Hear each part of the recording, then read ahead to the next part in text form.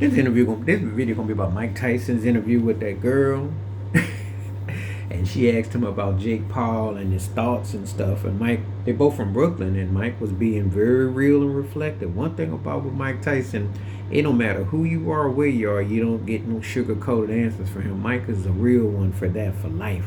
That's one thing I said about Mike Tyson. Loved or loathed, you have to respect Mike. Mike's always gonna be Mike. So she did a great job of just asking him, and he was talking about legacy, and he says legacy is just another word for ego. And I thought, wow, I've never heard anyone quite say it so raw and so direct. But he was right, because this word gets spread around. People always like blow everything up, and you're a superstar and you're all that.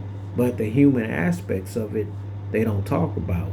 So I thought, yeah, he kept it real. He basically said when he died, he says ain't nobody gonna care except for the loved ones and the family. So ain't nobody gonna care. And I thought he's understood that. He's 58. He slapped Jake Paul at the press conference. I think to sell some tickets. I don't really expect much with the fight. I think the hype. But the thing about it is, after all these years, he's still very fascinating. You know. And no matter who he talks to, you get the real Mike Tyson. There's no sugarcoating with Mike. That's the one thing I've always admired about Mike Tyson. Uh, and I once said this before. I said at the height of Michael Jordan and Tiger Woods, or whoever else you want to throw in there, if you had a pay-per-view with one athlete for one night to spend the top dollar to see them perform or do what they do, it was going to be Mike Tyson, because you knew you were going to get the realness plus of how he was. And he's always been reflective in his own way. Obviously, I don't think much about this fight. I look at it like an exhibition. I do think that Mike keeps himself in some shape, and he can still throw some jabs, but it's entertainment. People will pay for it, and there is a fascination that will always be with him. He was one of the most fascinating athletes of his era and beyond. And Mike Tyson's also the athlete that I call the first hip hop athlete, meaning that when the culture changed and the tendencies of the where the shift was, he was someone that people could identify with on the streets and the realness of him. So you know, he he always has a way of conveying his ideas and his thoughts. But there are some thought provoking things that he says. And when he was talking to the girl, he was being real about life. She was saying that, well, for our generation, we're fascinated to see you on display and what you've been about and what you do. He was like, ain't no big deal. He said you get to see it, but you know, you want to be entertained.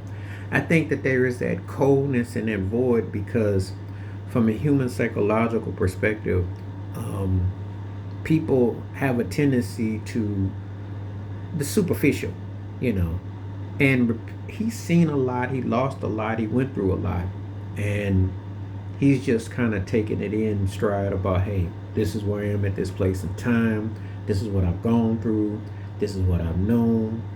And it's kind of like a situation where you put things in perspective. Don't trip on this, because it's not here for long, and it's nothing to get all romanticized and rose-colored glasses. So I like how he articulated that in, you know.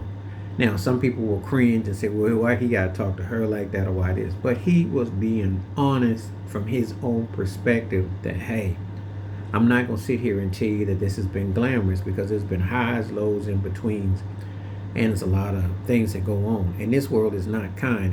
It's not going to sit there and always embrace you and welcome you in. They want something from you. They only think of you as good as what you can give them. And that's the honesty that I respect about Mike Tyson. That's why I always got it. I got the raw, the fine line, because it's true. Because until people really signify what they about, you can almost assure that it's gonna come with some kind of hook, line, and sinker. It's gonna be some catch. So he was being honest, but it was a trip out interview. You will crack up, you might cringe, but you can't dispute that he's talking real talk either, because Mike keeps it 100, and he ain't lying about it. He gave you plenty of food for thought and a lot of words of wisdom. So if you get a chance, her name is Jazzy World. It was a real cool interview. It was real. It was real vintage Mike Tyson, short, sweet, to the point, and a perspective. And I like how she presented with the Gus D'Amato card at the end as a gift. And he kept it in perspective, because it's like almost 40 years ago when he was in the Olympics, and then he became professional 40 years ago. Come next year, it puts you in perspective, and it wasn't that long ago.